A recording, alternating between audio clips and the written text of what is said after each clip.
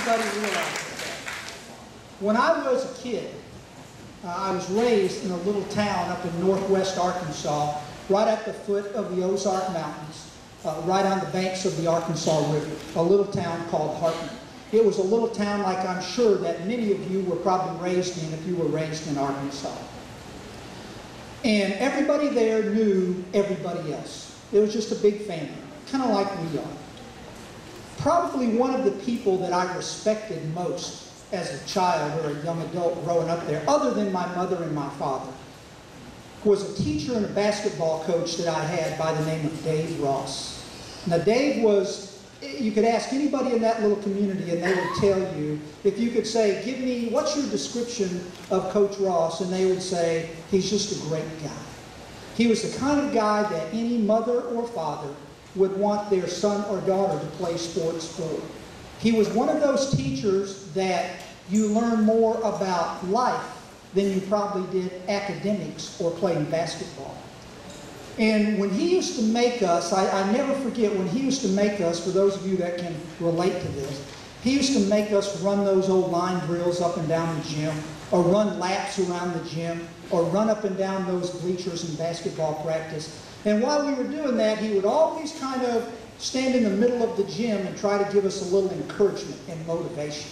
You know, and I can kind of still hear him nowadays, and he would say things like, all right, boys, life is tough. And if you're going to make it in life, you've got to learn to be tough. Life is full of victories, and life is full of defeats. And if you're going to learn to make it in life, you better learn to accept those victories and accept those defeats. And you better learn to be humble in your victories and gracious in your defeats.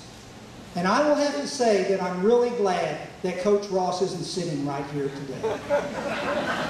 Because he would probably not be, at the end of this, he would probably not be very proud of me. He would probably make me run laps or line drills or run the bleachers or something like that. But what I want to say is that I've been waiting for about 8 years, honestly, to stand up in front of this group and to say these words: we won.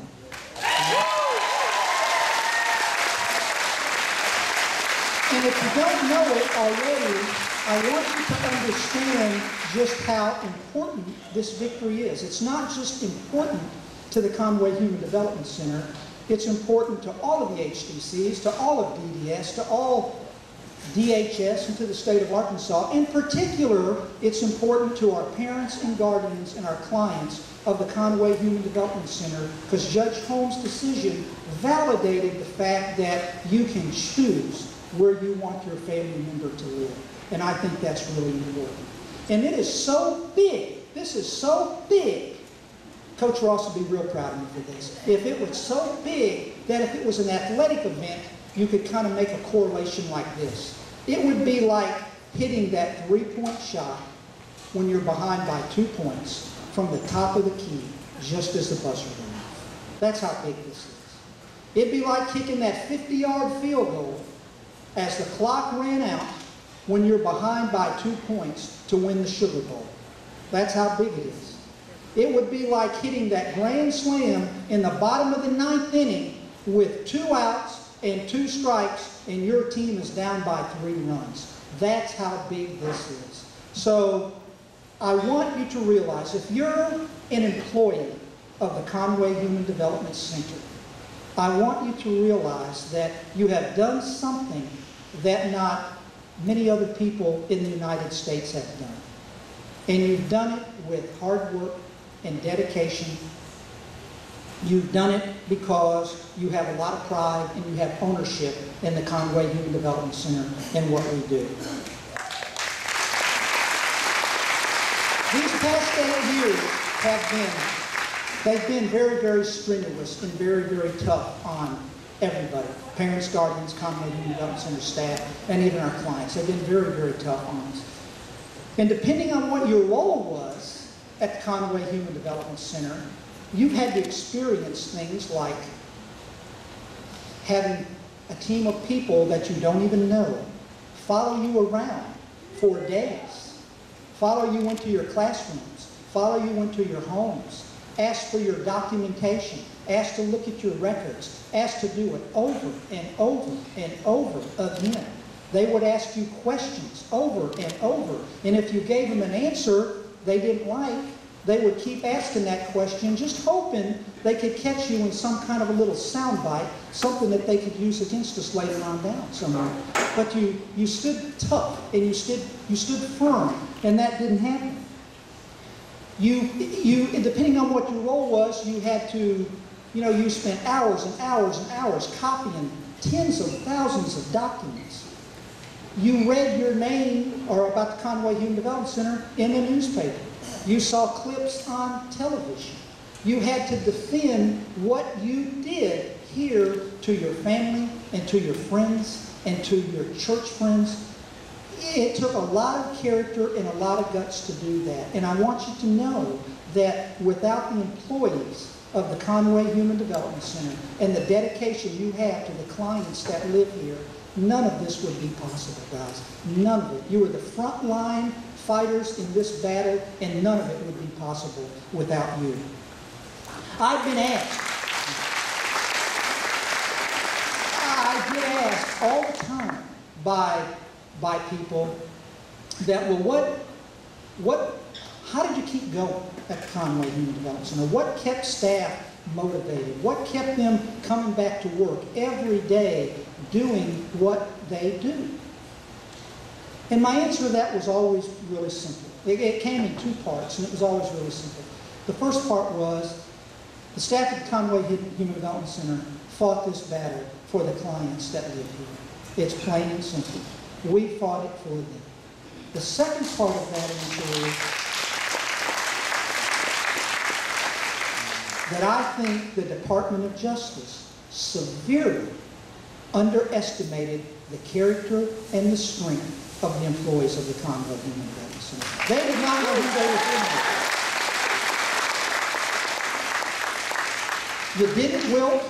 You didn't cave to the pressure. You didn't cave to the stress. And I think they really thought you would.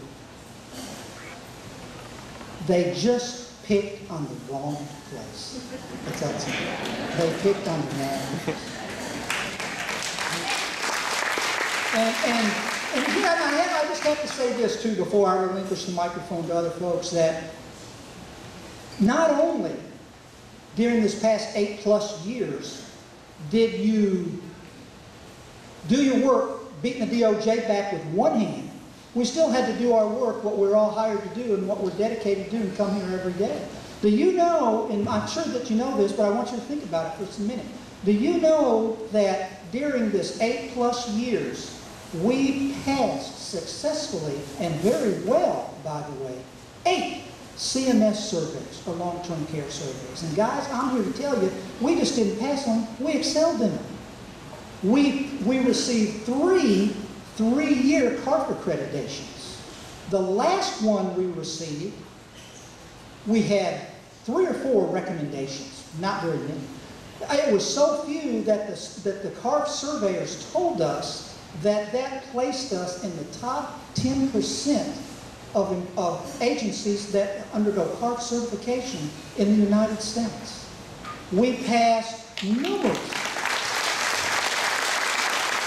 We had the Department of Education in here numerous times. We had the Health Department in here numerous times. We had the CLIA folks, the folks that inspect our lab every year. We had auditors from DHS. We had all kinds of people in here. And during those 8 years, not one time did any of them tell us that the services that we provided were substandard. The only people that were telling us that was, you know who? The Department of Justice. The only people. So, I'm saying all that to say this. At the end of the day, at the end of the trial, at the end of the investigation, not only were we still standing, but we're still standing very, very tall. And here's another thing that Coach Ross wouldn't be proud of me for. But what I want you to do, I want you to be very proud. I want you to walk the walk. I want you to talk the talk. and be very proud of what you have done. If you watch professional football on TV, if you know how to do one of those icky shuffles, you ought to do it.